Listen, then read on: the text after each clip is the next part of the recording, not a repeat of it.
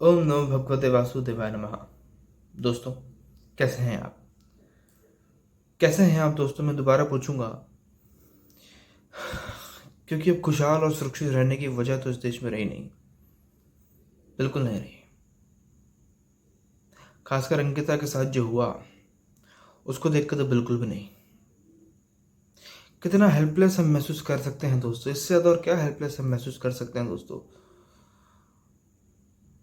मतलब आप बताइए कि इस देश का कानून भी अब हिंदुओं को दबाने में लगा हुआ है। पता नहीं क्या है, लेकिन अब मुझे लगता है कि हिंदू का वजूद जो है ख़त्म होता जा रहा है। हिंदुत्व का वजूद ख़त्म होता जा रहा है। इसको बचा सकता है तो सिर्फ हिंदू और कोई नहीं।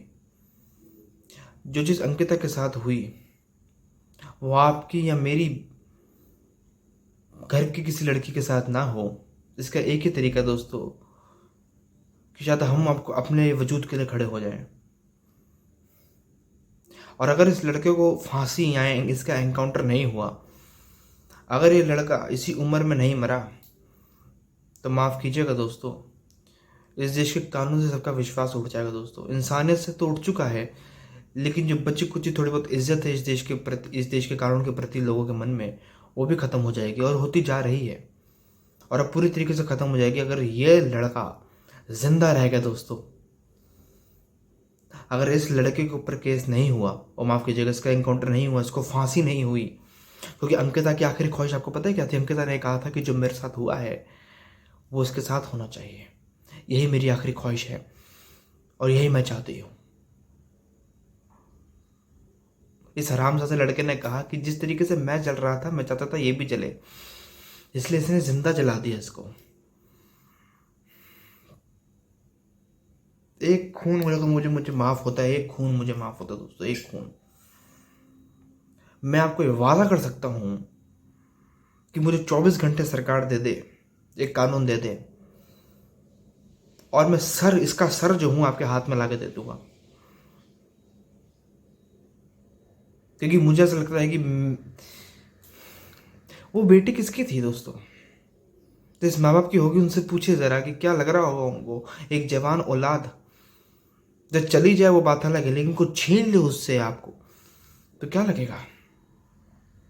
मेरे माँ बाप ने अपनी एक औलाद को, ये मैं दर्द तो समझ सकता हूँ, लेकिन ये जो है, ये गुस्सा और नफरत से भरी हुई जो पीड़ा होती है ना दोस्तों, ये इंसान इसमें तड़पता रहता है।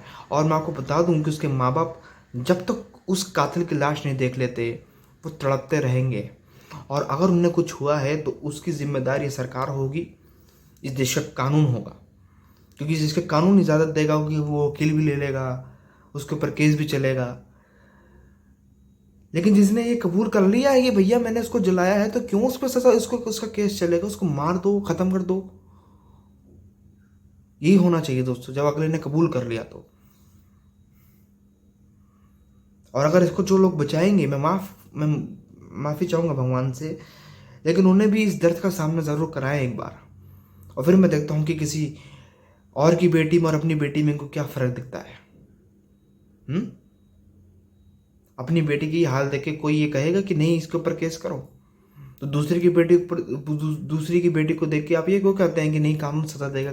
कानून लड़ देगा, घंटा सजा नहीं देता कानून दोस्तों, मैं आपको बता दूं। लव जिहाद, अटेम्प्ट टू मर्डर, और मर्डर हो चुका है। अब तो अटेम्प्ट टू मर्डर क्या, उसने हम कबूल कर लिया, तो मर्डर का चार्ज तो बनता ही है, लव जिहाद का बनता है। इसके बावजूद भी उसके ऊपर आप केस चलाएंगे? लड़का लड़ता रहेगा 20 साल, कैसे रहेगा 20 साल? इसी उम्र में उसको मौत देखनी है और कानून नहीं कर सकता, तो हमें दे दीजिए, 24 घंटे के अंदर कर दूंगा मैं। क्योंकि नपुंसकों की सरकार तो बैठी हुई है। काश यहाँ पे योगी आदित्यनाथ होते, या ये केस यूपी में हुआ होता, ये लड़का कल का सूरज नहीं देख पाता। जिस बेशर्मी के साथ ये हंसता हुआ गया है दोस्तों, ये खून जला सकता है, ये खून जला रहा है दोस्तों आपका मेरा। मतलब किसके मुंह से अब क्या बात करें हम? और फिर हमें कहते हैं कि हिंदू मुस्लिम मत करो, हिंदू मुस्लिम मत करो। अरे हम नहीं कर रहे, लेकिन ये जो चीज़ है ये तो साफ साफ दिखा रही है दोस्तों कि पूरा लव जिहाद का मामला है। और मैं आपको गारंटी के साथ कह सकता हूँ कि इसके ऊपर और बड़ी बड़ी ऑर्गेनाइजेशंस का हाथ होता है दोस्तों।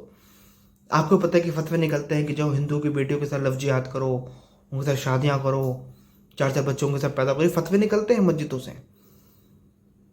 तो मैं नहीं मानता कि ये इसका अकेले का दिमाग होगा दोस्तों। ये बड़ी बड़ी ताकतें हैं जो इनका साथ देती हैं।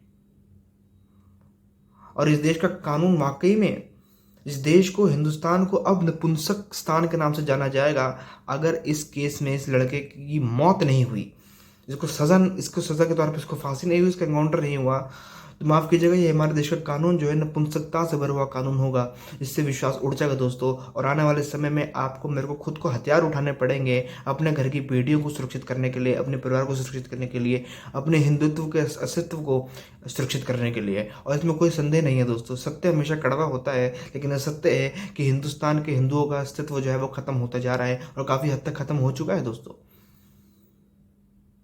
काफ़ी हद तक खत्म हो चुका है दोस्तों।